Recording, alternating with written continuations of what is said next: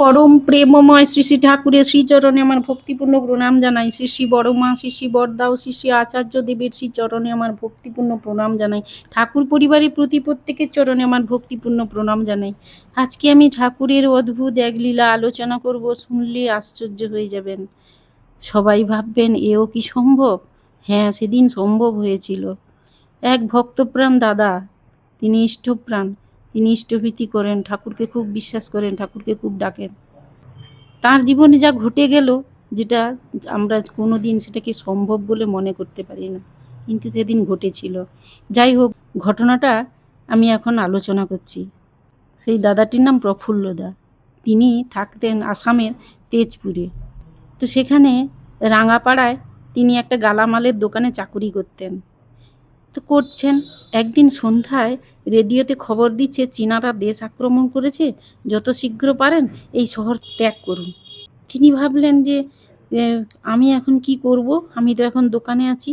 তো খবরটা কন্টিনিউ রেডিওতে বলে যাচ্ছে এবং চারিদিকে হুলুস তুলুস পড়ে গেছে। সবাই যে যার বাড়ি ছেড়ে, ঘর ছেড়ে চলে যাওয়ার জন্য ব্যস্ত। ওই দাদাটি কি করবেন? প্রফুল্লদা ভাবছেন আমি কি করব, আমি তো বেরোতে পারছি না, মালিক নেই, মালিকের টাকা আছে আমার কাছে অনেক, কি করব? মালিকের টাকা নিয়েও চলে যাওয়া যায় না, এটা বিশ্বাসঘাতকতা করা হবে, মালিকের টাকা নষ্ট হয়ে যাবে, কি করব? নানা রকম ভাবছে আর শুধু ঠাকুরের নাম করছেন, ঠাকুরের নাম করছেন। করতে করতে সেই মুহূর্তে একজন বিশ্বস্ত লোকের দেখা পেলেন, যে মালিককে চেনে। তিনি তার হাতে টাকাটা দিয়ে কোনো রকম করে তাড়াতাড়ি করে বাড়ি চলে আসছেন। তখন অনেক রাত্রি হয়ে গেছে। কি ভাবছেন বাড়িতে গিয়ে কি দেখব? গিয়ে দেখেন গোটা পাড়াতে কেউ কোথাও নেই। আর তার মেয়ে জ্যোতি আর তার ছেলে অসিতকে নিয়ে তার মা কান্নাকাটি করছে, অর্থাৎ প্রফুল্লদার স্ত্রী কান্নাকাটি করছে ঠাকুরের সামনে বসে। কি করবেন, কি করবেন? তখন তিনি বলছেন, দেখা যাক ঠাকুর কি করেন, তাড়াতাড়ি করে আমরা বরং প্রয়োজনীয় জিনিসপত্রগুলো গুছিয়ে নিই। এই বলে সবাই মিলে জিনিসপত্র গুছিয়ে সুটকেস টুটকেস বেডিং টেডিং নিয়ে রাত্রি স্টেশনের দিকে চলে গেলেন। সেখানে গিয়ে দেখেন প্ল্যাটফর্মে দাঁড়াবার জো নেই, ছেলে মেয়ে কান্নাকাটি, সাংঘাতিক পরিস্থিতি। একটি ট্রেনেও কারোর ওঠার কোনো রকম সুযোগ হলো না। যাই হোক, তারা দাঁড়িয়েই আছে। সকাল 6:30টার সময় একটা ট্রেন এলো, তাও আবার সেটা মালগাড়ি। এত ভিড়ে মেয়েদের পক্ষে ওঠা খুব কঠিন। যাই হোক, প্রফুল্লদা তার ছেলে অসিতকে গাড়ির ভেতরে একজন লোককে, সেই ছেলেটিকে ধরিয়ে দিয়ে অন্য কামরায় উঠবে বলে যাচ্ছেন, কিন্তু গাড়িটা ছেড়ে দিয়েছে। এবারে সে গাড়ি তো তুফান স্পিড।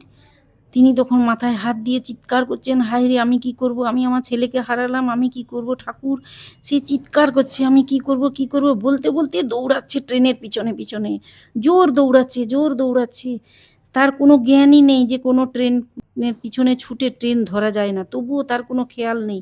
সে ছুটছে ছুটছে, রেলগাড়ির পিছনে ছুটছে, ছুটতে ছুটতে যখন দেখেন প্রায় 2 মাইল মতো ছুটে যাওয়ার পর তিনি যখন একটু সামনের দিকে তাকিয়ে দেখেন রেলগাড়িটি দাঁড়িয়ে আছে।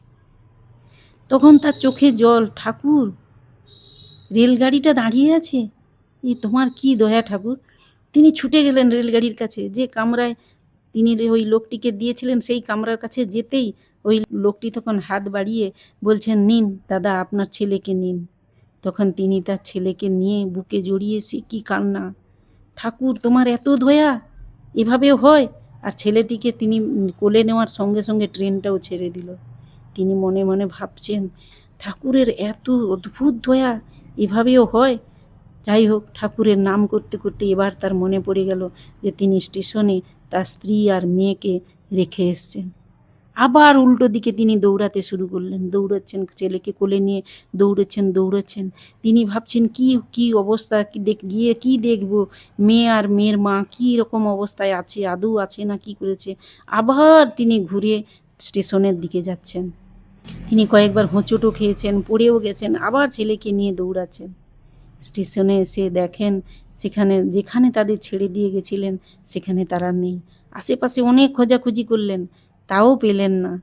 আর স্টেশনের সে কী অবস্থা, এখানে ওখানে কাঁথা কম্বল ছড়িয়ে ছিটিয়ে পড়ে আছে, 2-1টি শিশু মরা অবস্থায় পড়ে আছে, একটা যেন জ্যান্ত শ্মশানের মতো। তিনি দেখে ভয় পেয়ে গেলেন, কি করব, ছেলেকে খুঁজতে গিয়ে মেয়ে আর মেয়ের মাকে হারিয়ে ফেললাম, কি করবেন। তখন তিনি পাগলের মতো আবার ঠাকুরের নাম করছেন, ঠাকুর তুমি তো সব জানো, আমি কিছু জানি না ঠাকুর, দয়া করো ঠাকুর, আমি কি করব বলে চিৎকার করছে। জ্যোতি জ্যোতি, তার মেয়ের নাম জ্যোতি আর কি, জ্যোতি জ্যোতির মা খুব করে চিৎকার করে ডাকছেন। সেই সময় হঠাৎ ঠাকুরের দয়ায় শুনলেন একজন দূর থেকে বলছে, প্রফুল্লদা প্রফুল্লদা, ও প্রফুল্লদা বলে ডাকছে। সে তখন শুনতে পেল প্রফুল্লদা, যেন কেউ একজন পরিচিত গলা, কেউ একজন যেন তাকে ডাকছে। দেখেন লালমোহনদা বলে একজন পরিচিত, তিনি দৌড়ে দৌড়ে তার দিকে আসছেন। বলছেন, প্রফুল্লদা, ঠাকুর বাঁচিয়েছেন আপনাদের। জানেন, এখানে স্টেশন মাস্টার তার পরিবার সহ একটি কামরায় নিয়ে চলে যাচ্ছিলেন। স্টেশনে একটি একটি মহিলা বাচ্চা মেয়েকে নিয়ে দাঁড়িয়ে থাকতে দেখে উনি তাকেও সেখানে নিয়ে গেছেন। আর আমি যখন স্টেশন মাস্টারের কাছে আসি, তখন তিনি বলছেন, দেখুন তো এদের চিনতে পারেন কি না, আমি দেখি তোমার স্ত্রী আর তোমার সেই ছোট্ট মেয়েটি, আমি তাদের সেখানে বসিয়ে দিয়েছি, তুমিও তাদের কাছে চলো। তখন প্রফুল্লদার চোখে জল, তিনি হু হু করে কাঁদছেন, হে প্রভু, এভাবে হয়? এভাবেও তুমি সবাইকে দয়া করো? সামান্য একটু ইষ্টভৃতি করি, সামান্য একটু তোমার নাম করি, কত কাজ করি, তার মাঝে মাঝে একটু তোমাকে ডাকি, তবু তোমার দয়ার অন্ত নেই ঠাকুর, তোমার দয়ার অন্ত নেই। যাই হোক, তিনি আবার সেই তার স্ত্রীর কাছে সেই কামরাতে গিয়ে, একটি কামরাতে ওই গার্ড উঠেছেন, সেইখানে তার স্ত্রী ও ছোট্ট মেয়েটিকেও উঠিয়েছেন এবং নিজেও গিয়ে উঠলেন। এইভাবে শ্রী শ্রী ঠাকুর অসহায়ের সহায় হন।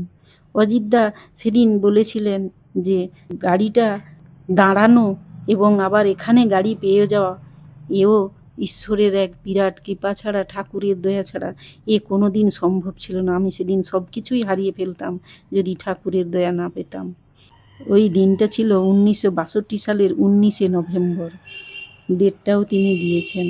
যাই হোক, তিনি বলছেন, রাখে হরি মারে কে, সত্যি ঠাকুর যাকে রাখেন, ঠাকুরকে যে ডাকে, ঠাকুর তাকে দয়া করেনই করেন, এ আমরা প্রতি পদক্ষেপে বুঝতে পারি। যাই হোক, সেদিন অদ্ভুতভাবে এবং অলৌকিকভাবে ট্রেন দাঁড়ানো এবং আবার ট্রেন পাওয়া, আবার মেয়েকে খুঁজে পাওয়া প্রফুল্লদার জীবনে ঘটেছিল।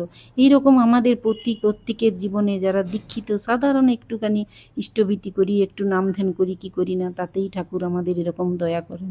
অনেক অনেক দয়া এইভাবে ছড়িয়ে ছিটিয়ে আছে। যাই হোক, সবাই খুব ভালো থাকবেন, আমরা সবাই ঠাকুরকে মাথায় নিয়ে চলবো, এই অঙ্গীকার করি। আজ এখানেই শেষ করছি। সবাইকে জয় গুরু।